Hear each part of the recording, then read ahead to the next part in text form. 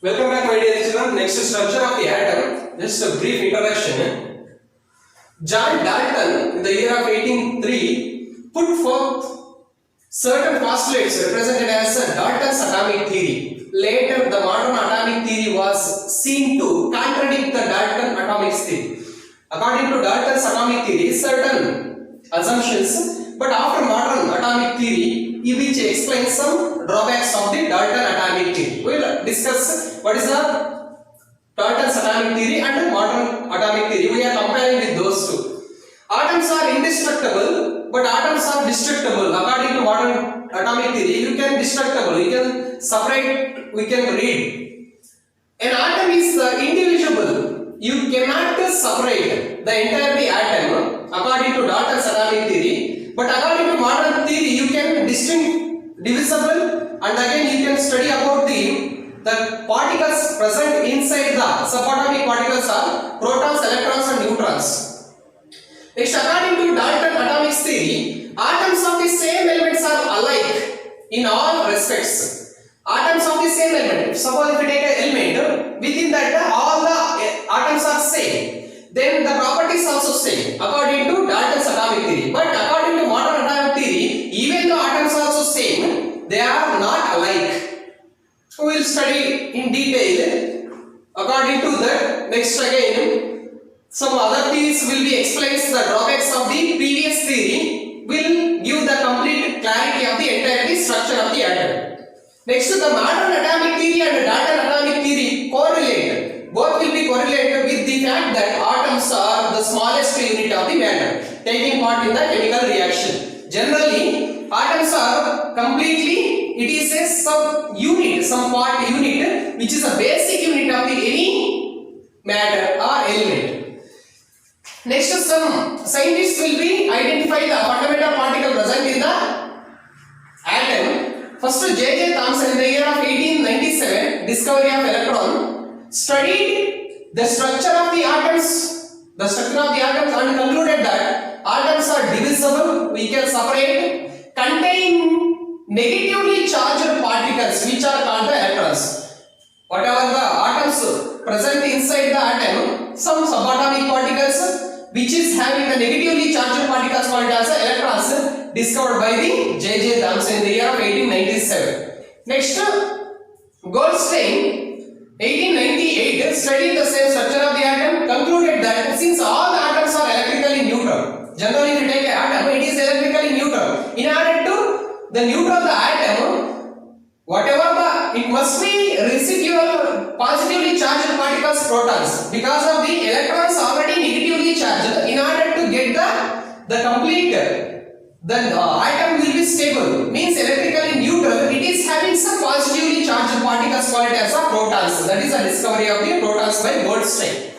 Next, Rutherford in the year of 1911, very important, studied the atomic model, concluded that atoms form a space with centrally located nucleus, and the positive charge is in the central nucleus. Because of the proton is a positive charge, proton is within the nucleus. The discovery of the nucleus or atomic nucleus will done by the Rutherford. Electrons are seen to revolve around the nucleus. With this Rutherford experiment, what he concluded that the protons are present inside the nucleus.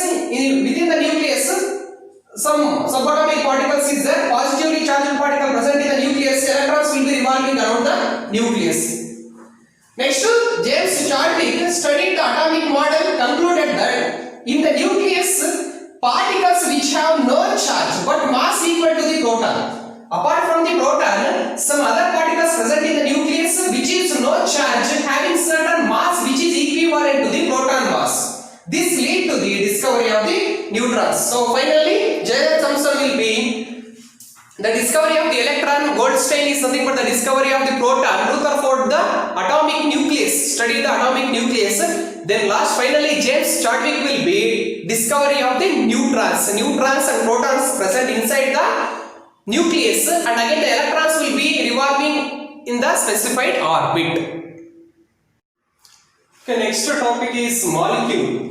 The term atoms of the same element or different elements combine to form a molecule. Molecule means the combination of two or more atoms with the same element or different elements. Let us take an example. Oxygen atom plus oxygen atom. The combination of two oxygen atoms is nothing but the oxygen molecule. Similarly, hydrogen plus chlorine. Hydrogen plus chlorine, it is hydrogen chloride.